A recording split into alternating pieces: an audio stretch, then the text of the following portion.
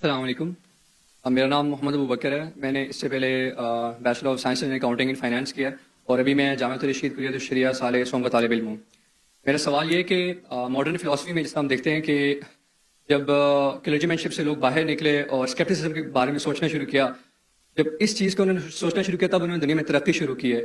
اور ہمارے جس طرح کہ آپ نے ابھی تھوڑی دیر پہلے ٹیکنالوجی کی اتنی زیادہ اہمیت کا بیان کی ہے، ہم لوگ ابھی تک اسی چیز سے پھنسے ہیں. اور سیکنڈلی جبکہ ہمارے اسلام میں بہت ساری تھاٹس ایسی ہوتی ہیں جو پری ڈیٹرمنڈ ہوتی ہیں، تو پہلے سے پری ڈیٹرمنڈ تھاٹس کو لے کے میں ایک تخلیقی ذہن کیسے رکھ سکتا ہوں. اور چونکہ ہمارے ہاں ابھی تک ایسی ٹیکنالوجیکل انوویشن نہیں ہوئی، جب وہ انوویشن نہیں ہوئی تو میں جو بھی کوئی نیا اقدام اٹھانے جاتا ہوں یا قدم اٹھانے جاتا ہوں اس کے بارے میں پہلے سے یہ آ جاتا ہے کہ فلاں چیز حرام ہے، فلاں چیز حرام ہے، فلاں چیز حرام ہے. تو اس چیز کو مد نظر رکھتے ہوئے ہم دنیا میں ترقی کیسے کریں گے؟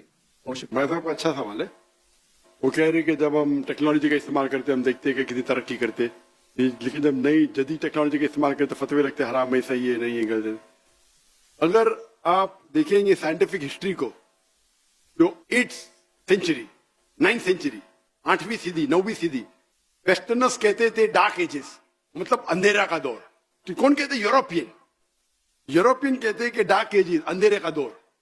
لیکن اگر آپ ہسٹری پڑھیں گے تو مسلمان چوٹی پہ تھے. اور اس پہ تقریر دیا میں نے 8ویں صدی 9ویں صدی میں جب ویسٹرنرز کہتے تھے ڈارک ایجز، ہم دنیا میں ترقی نہیں کرے. اس ٹائم اگر آپ کو سائنس کے بارے میں سائنٹسٹ بننا ہے تو آپ کو عربی جاننا فرض ہوتا تھا. تو کئی غیر مسلم سائنس کی تحقیق کرنے کے لیے عربی سیکھتے تھے.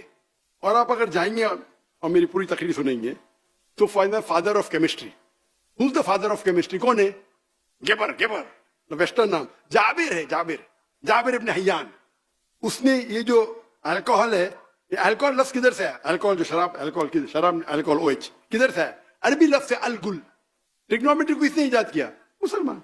آپ دیکھیں گے ابن سینا، ابن سینا میڈیکل بک رازی، لسٹ آپ کو ملیں گے 8ویں 9ویں 10ویں صدی میں جو ہمارے سائنٹسٹ تھے. میڈیکل اسمال پاکس کا ایجاد کس نے کیا؟ ٹریٹمنٹ کس نے کیا؟ بکس، قانون، ڈاکٹر کے لیے قانون کی 2 والیوم جو تھے وہ آپ کو پڑھنا ہی چاہیے ڈاکٹر بننے کے لیے. لیکن ابھی کیا ہو گیا؟ ہم ترقی نہیں کرے. کیوں؟ پہلے ہم قرآن اور حدیث کے قریب تھے. جب قرآن اور حدیث کے قریب تھے ہم دنیا کے چوٹی پہ تھے. تعداد میں کم تھے، ابھی تعداد میں تو زیادہ ہے. 25%، 2 بلین.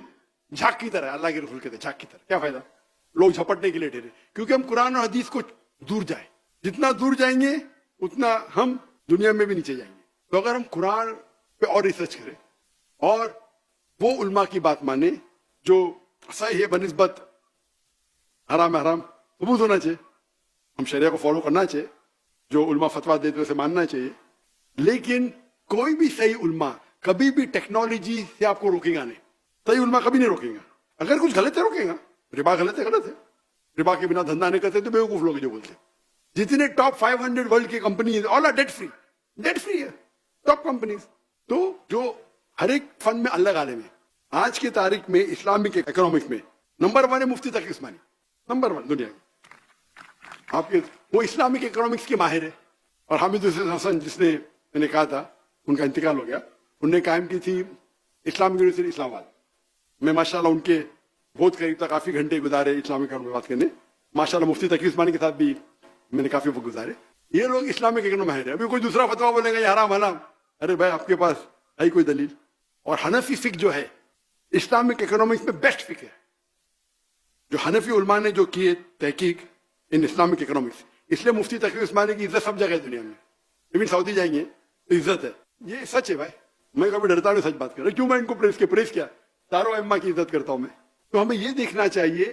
لیکن ایک بات میں کہوں گا نہیں ہو کہ پاکستان میں اور اسلام میں ہونا چاہیے. مفتی تقی عثمانی صاحب ہے ادھر، لیکن ملیشیا میں ابھی ملیشیا کمپٹیشن نہیں ہو رہا تو آپ بولے واپس سے ویڈیو وائرل رہے گا. نہیں، لیکن ملیشیا پاکستان کو کوئی اعتراض نہیں لے گا. انڈیا پاکستان میں اعتراض ہوتا ہے تو ملیشیا کا بول سکتا ہوں مفتی صاحب. ملیشیا میں جو پریکٹیکل اسلامک بینکنگ ہے بہت اچھی ہے. وہاں نمبر 2 شیخ داؤد بکر وہ نمبر 2 آتے وہ ملیشیا میں. لیکن پریکٹیکل اسلامک بینکنگ جو ملیشیا میں وہ اور عام ہے. یہاں میں پوچھ رہا تھا، کون کہہ رہا تھا 23%، کون اسلامک بینکر کہہ رہا تھا کہ 23%، وہ بھی اچھی بات ہے. 23% of the banking is Islamic banking. Malaysia میں اور زیادہ تعداد ہے. حالانکہ ملیشیا میں 63% مسلمان ہیں تو وہاں کم ہونا چاہیے نا. وہاں غیر مسلم بھی اسلامک بینکنگ کرتے. تو یہ مسلمان 95-97% مسلم ہے پاکستان میں. तो यहाँ क्यों? उलमा आपके पास है, टेक्नोलॉजी इस्लामिक बैंकिंग की, तो क्यों? तो खाना का गड़बड़ है ना। तो हम इस्लामिक इकोनॉमिक्स जो नहीं जानते बोलते अरे इस्लामिक बैंकिंग कन्वेंशनल बैंक ऐसा है, चाहिए यहाँ से खाओ यहाँ से खाओ, एक है।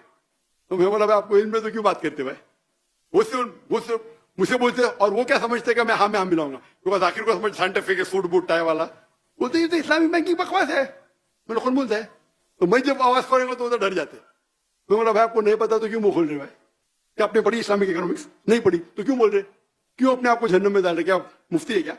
हाँ बोलो, मुझे समझता है जायज है, खाली हाँ ये अलग बात है क्या बहुत से लोग इस्लामिक बैंकिंग के नाम पे मुसलमान को बेवकूफ बनाते, वो सही है, लेकिन there is something like Islamic banking ruling है। तो आप लोग अगर, मुझे पता है इज्जत बहुत है मुफ्ती तकी उस्मानी की माशाल्लाह, लेकिन आप लोग सपोर्ट कीजिए। अभी अगर 25% बोले तो यहाँ 25% यहाँ से ज्यादा परसेंट हो जाएगा इस्लामिक बैंकिंग का।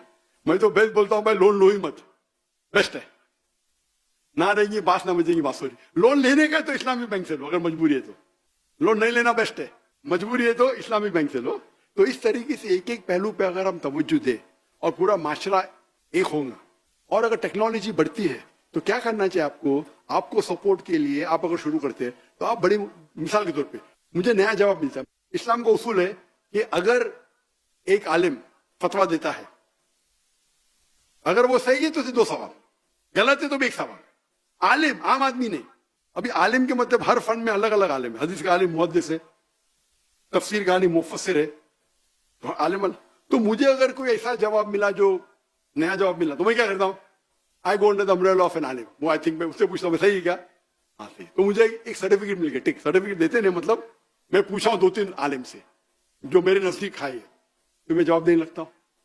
तो मैं कोई भी, हाँ मैं क्या कर सकता हूँ, एक आलिम का जवाब दे सकता हूँ, लॉजिकल दिखाऊं, वो ठीक है। वो दाई का काम क्या है? आलिम से सीखे, उसे पैलेटेबल हजम कराए आम पब्लिक को। इस्लामिक बैंकिंग के अगर आलिम लोग जो मशहूर है, जिसको फैजल अवार्ड मिला है, मैं उनको जानता हूँ, इंडियन है, दो इंडियन को फैजल अवार्ड मिला है, King Faisal award for Islamic banking. एक है छापरा, उमर छापरा, और एक इंडिया के आई थिंक शेख निजामुद्दीन। वो जब मेरे तकरीर सुने इस्लामिक बैंकिंग के, doctor Zakir you are so strict, उनको फैसल अवार्ड मिला, मुझे नहीं मिला, उसके मुझे अलग मिला सऊदी तो इस्लाम। तो मैंने लेक्चर दिया, भाई सही है क्या? बोलते यू आर टू स्ट्रिक्ट। मैंने ये नहीं पूछा मैं स्ट्रिक्ट क्यों, मैंने ये पूछा क्या मैंने सही है क्या? तो बोलता है भाई you are logical, you are true, but you are to strict. मेरा सवाल है कि मैंने लेक्चर दिया इस्लामिक बैंकिंग पे, बराबर, इसमें कुछ गलतियां क्या? बोलो। बोलते आप बहुत स्ट्रिक्ट है। मैं स्ट्रिक्ट होना गलत बात है, मैं तो कहता हूं मैं फंडामेंटलिस्ट हूं ना, मैं फंडामेंटल को पूरे जी जान से फॉलो करता हूं।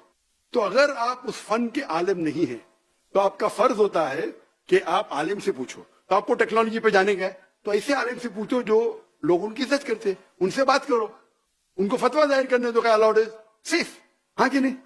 तो ये बोलना है कि सारे उलमा आपको टेक्नोलॉजी रोकते हैं, ये बिल्कुल गलत है। आप किधर हिंदुस्तान में जाओ, पाकिस्तान में जाओ, माशाल्लाह अच्छे उलमा आपके पास है, सऊदी में जाओ, कुछ नहीं परहेज करेंगे, बोले करो लेकिन मुझसे फतवा मत लो, ये भी हिकमत है, करो लेकिन मुझसे फतवा मत लो। क्योंकि फतवा अलग होता है, तकवा अलग होता है। एक होता है भाई जरूरी है, तो हमारे मकासद शरिया में अलाउड है, फतवा तो नहीं सकते, मतलब करो, मतलब आलिम ने आपके सिर पे हाथ रखा है, आप उससे फतवा मत लो, आप समझे ना? तो कुछ ऐसे पेचीदा सवाल होते हैं दावती मैदान में, तो आपको जरूरी है कि जो उस फन का माहिर है, मेडिकल कुछ किया तो ऐसे आलिम से पूछो जो मेडिकल डॉक्टर भी है और शरिया भी जानता है, आप समझे? तो आप अगर शुरू करेंगे तो उनको कॉन्फिडेंस में लो, हो सकता है वो आपको 2-3 राय बोलेंगे, उसकी बात